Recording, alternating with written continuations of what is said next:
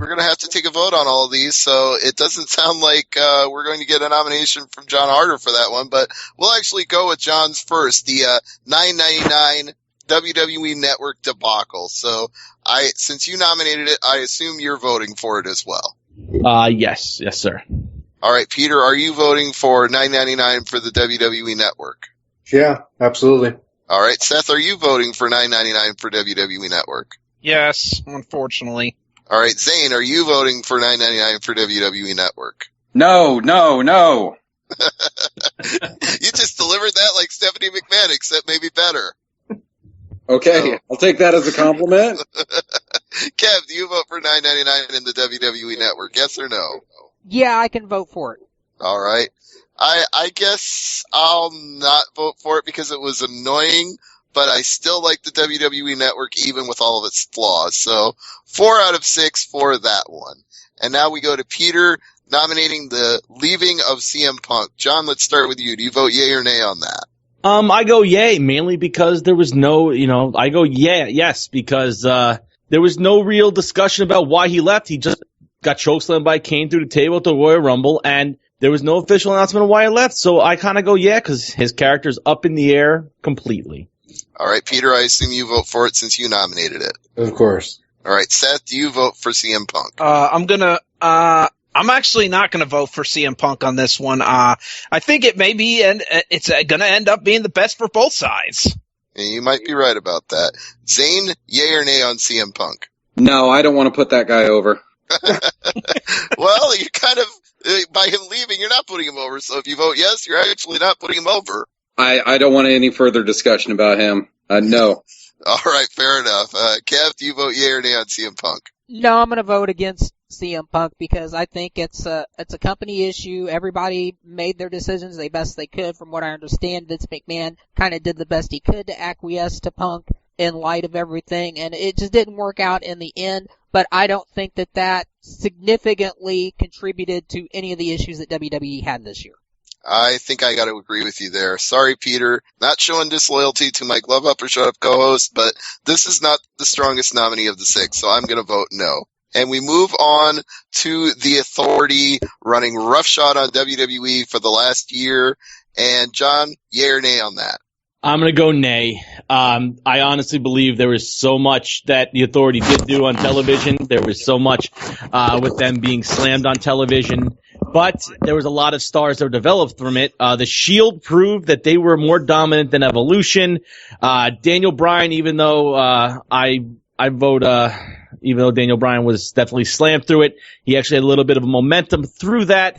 And the main event at Survivor Series really showed me that a lot of guys were built up through it. So I'm going to go nay on the Authority because stars, surprisingly, were built from the Authority. Fair argument. Peter, yay or nay on the Authority? I'm going to say no on the Authority just because the angle started over a year ago, back at SummerSlam 2013, and as John said, it's built stars. I mean, Seth Rollins is a huge player now because of the Authority, and he's a guy who if you look at the record, he's beaten Dean Ambrose and Roman Reigns technically by forfeit on pay-per-view and won the Hell in the Cell match with Dean Ambrose. I mean, he's main evented a pay-per-view because of his role in the Authority, so no. All right. Well, Seth, I assume you still stick with it? Yes, I do stick with it. I think the telling thing for me was after Survivor Series, I actually watched Raw for once, and I hadn't watched it since September, so. Well, not the best edition of Raw to tune in for after a pay-per-view, but yes, they did hook you in. And it was after the Authority left the ring that I started watching, just because I can't stand those two. They hogged the freaking mic.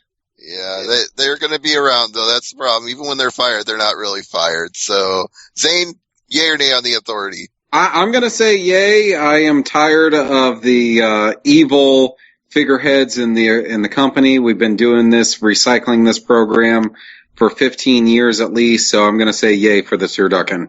All right, Kev, yay or nay on the Authority? Surprisingly, I'm going to vote nay on this one. As sick as I am of the Authority, and as much as I have bitched about them, and bitched about them, and bitched about them, and as much as they screwed up the Daniel Bryan run, I have to agree with John here. Good things did manage to come out of this. We had the emergence of the Shield, the breakup of the Shield, and the emergence of 3 guys as great talented superstars. And just as recently as this past Sunday, look at what it did for Dolph Ziggler. We wouldn't have gotten that without the Authority, and I hate saying that. But it is what it is. What happened has happened, and we're still going to be enamored with post-Authority era storyline for some time, and presumably we're going to be liking some of that just simply because it's not the Authority anymore. So whether you dislike it as much as I definitely like it, or you really liked it, it still contributed significantly and I think positively in the end to WWE's goals. And that's why I'm going to have to vote no too, because in a different way, I'm going to say the same argument that Kev is saying, that when Bradshaw was the WWE champion, I got really tired of him. I wanted him off my television. I just thought he was the worst wrestler in the worst position, and I couldn't believe Vince McMahon put this overgrown oaf out there in a 10-gallon hat, acting like he was a millionaire. And then the minute he was no longer the champion, I realized I actually enjoyed hating that guy. He was fun to not like. He added something to the program because he gave me a person to despise. So I think for that reason, I actually did enjoy the Authority and the continuing fallout of the Authority not being in power. So we're going to move on to Zane Paisley's nomination, the Royal Rumble, Batista winning, and Daniel Bryan not being booked in the Rumble debacle. John, yay or nay on that? Yay. I agree 110% on that. I feel like the Royal Rumble, purely storyline angle-wise, definitely was overshadowed by what happened with Daniel Bryan. The fans let it be known, and yes, 110%. All right, Peter, yay or nay on the Rumble and Daniel Bryan? It's pretty close for me on this one, but with Daniel Bryan not being in the Rumble, we saw the failed return of Batista, which really didn't set the world on fire like Batista thought it would, and Rey Mysterio going in at number 30. It was kind of a letdown when people realized, oh shit, there's one guy left, and it's Ray. You know, it's I'm going to say yes on this one. All right, Seth, yay or nay on the Royal Rumble? Well, you also have to remember about the Royal Rumble, the whole card sucked. Except the opening match was good, but everything after the opening match was horrible. The Big Show Brock Lesnar match, it was a beatdown, sure, for comedy's sake, but it was too much of a beatdown. Let's not even get into the fact of the Cena Orton match where the fans would rather see divas. And yeah, the Royal Rumble. Yes, I'm gonna have to pick this one. That's one of my favorite pay-per-views of the year. Yeah, it did seem to not go the way they hoped. So, Zane, yay. I assume you're going yay on this since you nominated it. Yes. All right, Kev, what do you say? I'm kind of on the edge on this one as well, and I think I'm going to include it as well because really people were expecting Daniel Bryan, even though they really didn't have any good reason to, because we knew Daniel Bryan was injured, but they kept feeding us this false sense that it was going to be him, and then when it turned out to be Rey Mysterio, wow, poor Rey, as was previously mentioned, put in this ridiculous spot. It was not Daniel Bryan, it was Rey Mysterio, so the fans, wrongly in my opinion, negatively reacted to him, but whether it was wrong or right, Rey Mysterio got screwed and got a negative reaction out of this, and then Batista going over, he got booed because, again, it was not Daniel Bryan, and the fans were expecting this was Daniel Bryan, and this even ties in with my vote, that, Daniel Bryan's run got fucked up. This helped to contribute to it. In the end, nobody benefited from this at all. Rey Mysterio ends up leaving the company. Batista doesn't get what he was promised, and he's left the company now. We got a sour end to a pay-per-view. We've got you can argue about whether the end of WrestleMania was any better or worse, but what happened at WrestleMania was set up because of the way the company planned and executed at Royal Rumble. And I think we're going to have a clean sweep here because I vote yes as well. And to further a point Kevin made, if they were going to have somebody take a big dump on number 30, why did it have to be Rey Mysterio? Why couldn't it have been a heel, somebody the fans were automatically inclined to hate if they knew they were in a bad position and they weren't going to put Daniel Bryan in the Rumble? They could have put a heel in there at number 30 instead of somebody they were trying to bring back to get a face reaction and have it horribly backfire on them. I don't, and the sad thing is, I think WWE actually did not predict that happening. They didn't. No, they clearly didn't. They figured Rey Mysterio, we'll throw Rey Mysterio in. Fans just love him. That'll fix everything. Well, no, and they thought Batista would be the returning conquering hero. Yeah, they thought wrong. Yeah, went off like a fart in church.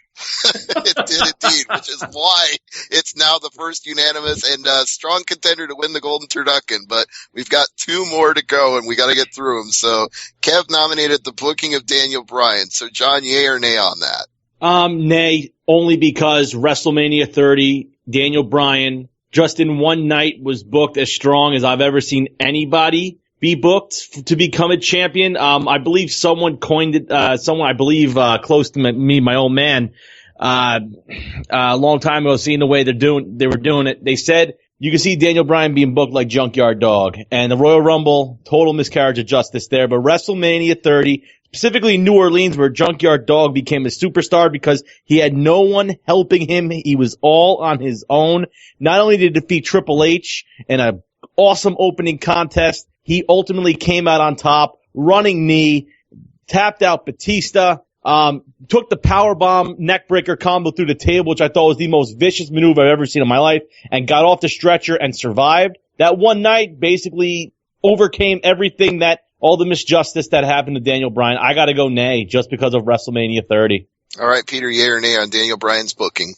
Well, to go on John's point here, I mean, it's the first time in 20 years a guy's won 2 matches at WrestleMania to win the world title, the first being Bret Hart. No, Bret Hart didn't win 2 matches.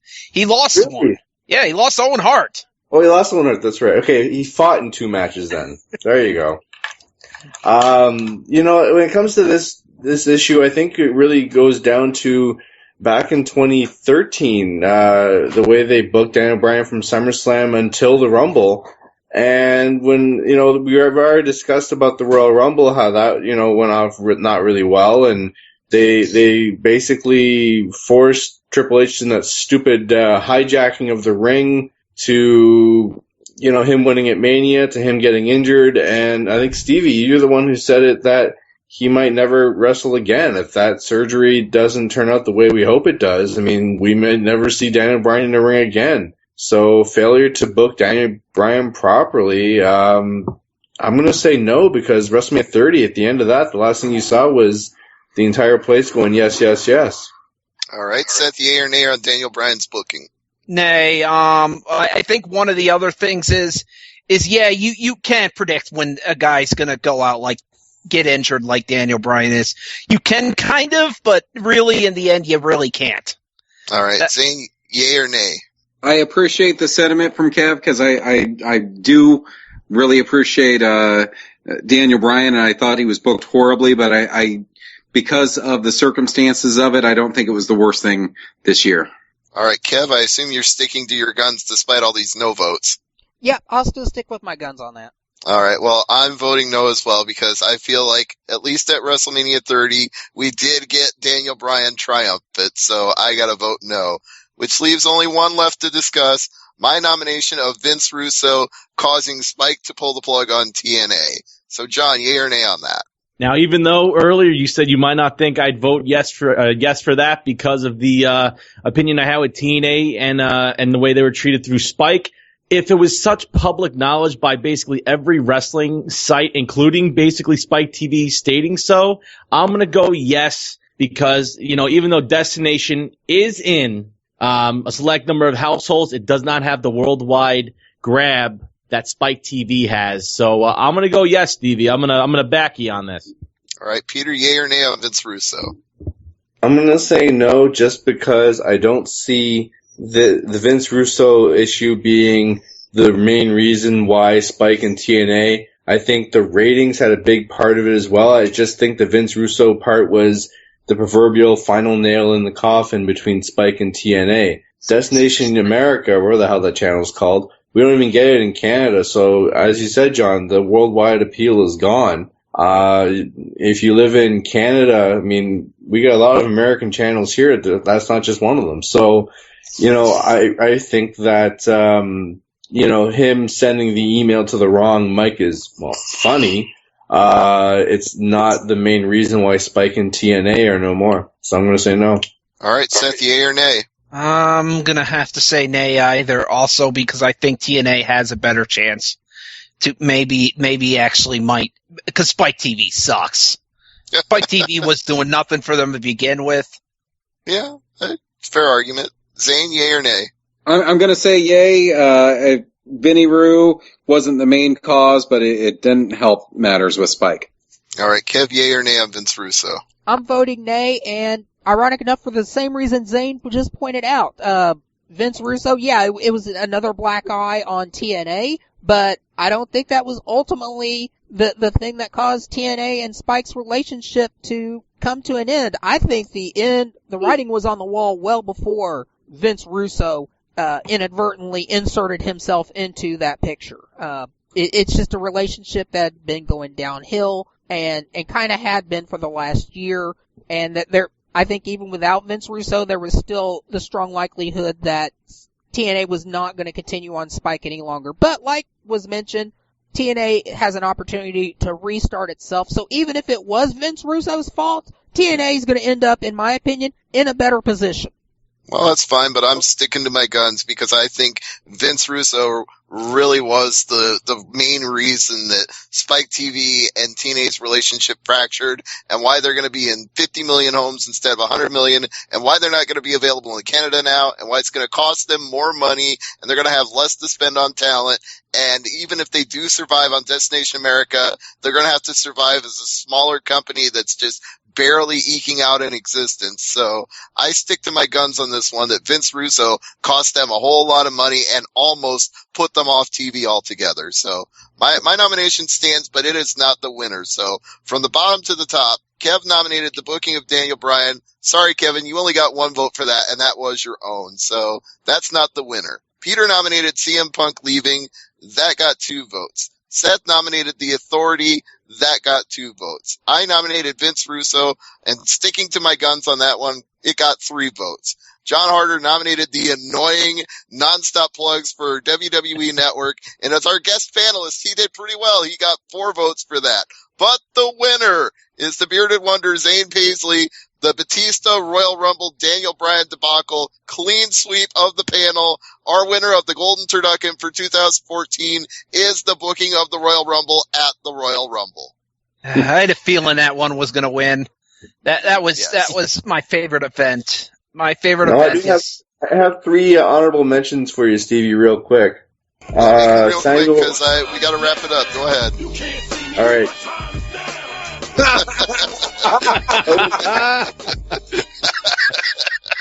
You got Cena. I got Cena. Better than being right-legged. Anyways, the rise and fall of Samuel Shaw, the return of Willow, and Daniel Bryan angle copied in TNA by Eric Young. All right, well, we're not going to vote. I got an honorable mention one, too. But go ahead, Seth. Yeah, go ahead, Seth. I got one honorable mention, and this is a big one, the firing of Alberto Del Rio. Oh, Yeah. That's a pretty good one, too. Mm. They had a lot of issues with that, and especially the way that he was let go for slapping somebody for being racist. I can't believe that I'm the winner and I'm the king of the honorable mentions, and I didn't get any in. But that's cool. You guys have a great night. No, you can do an honorable mention. We're wrapping it up Get an now. honorable Go ahead mention, if you Ed. get at least one. Okay, Megan Miller, who was Daniel Bryan's physical therapist. That was a clear copy of the 2012 Turducken winner, Clara Lynch. So that I'm surprised nobody mentioned that one during the night. Well, The only thing I did not mention that the only reason I didn't mention that was just because it was so quick, and it really they realized how bad it went, and then they just killed it. It was almost Katie Vick level of bad, though. I know, and WWE realized it. They were like, "Okay, that didn't happen." Kev, do you have an honorable mention as we're this? sorry, Seth. Go ahead. Wait, TNA already did this? Oh, and they were and it was terrible? Oh, we got to kill this immediately.